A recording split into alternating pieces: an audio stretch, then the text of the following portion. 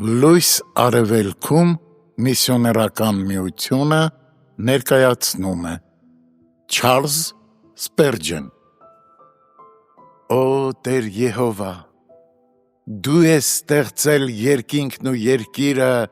քո մեծ զորությունով և քո մեկնած բազկով, քեզ համար ոչ մի բան դժվար չէ։ Երեմիա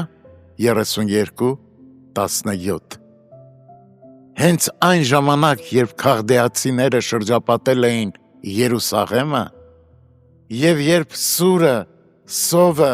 և համաճարակն ամայացրել էին երկիրը, Երեմիային Աստծուց հրաման եղավ մի արդ գնել և դրան վերաբերող գործարքը կատարել կնիքով և վկայի ներկայությամբ։ Սա տարօրինակ գնում էր խելամիտ մարդու համար։ Չկար որևէ ողջամիտ փաստարկ այն արդարացնելու համար, քանի որ գրեթե հավանականություն չկար, որ այդ արտը գնող մարդը երբևէ կկարողանար վայելել իր ունեցվածքը։ Սակայն Երեմիայի համար բավական էր այն, որ իր Աստվածն էր հրամայել իրեն, քանի որ նա լավ գիտեր, որ Աստված կարդարանա իր բոլոր որդիներից։ Ղուկաս 7:35 Նա այսպես էր մտածել. «Ախ Տեր Աստված, դու կարող ես այս հողակտորը օգտակար դարձնել ինձ համար։ Դու կարող ես այս երկիրն ազատել հարստահարողներից։ Դու դեռ կարող ես ինձ նստեցնել իմ որդի և իմ թզենու տակ այն ժառանգության մեջ, որ ես գնել եմ, քանի որ դու ես ստեղծել երկինքն ու երկիրը և քեզ համար ոչ մի բան դժվար չէ»։ Վաղ սրբերին առանձնահատուկ վեհություն էր հաղորդում այն, որ նրանք Աստծո հրամանով անում էին բաներ, որոնք մարմնավոր միտքը չէր համարձակվի անել։ Թե Նոյը, որ պետք է տապան կառուցեր ցամաքում,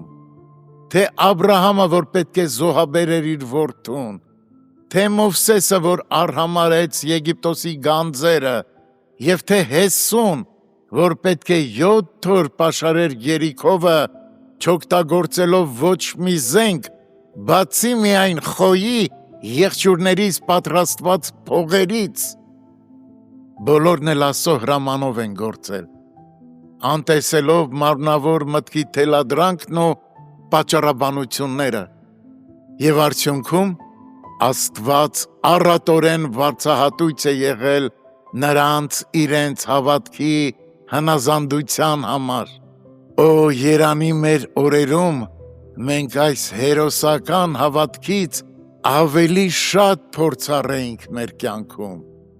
Եթե մենք ավելի խիզախ լինեինք, պարզ հավատքով վստահելով Աստծո խոստումներին,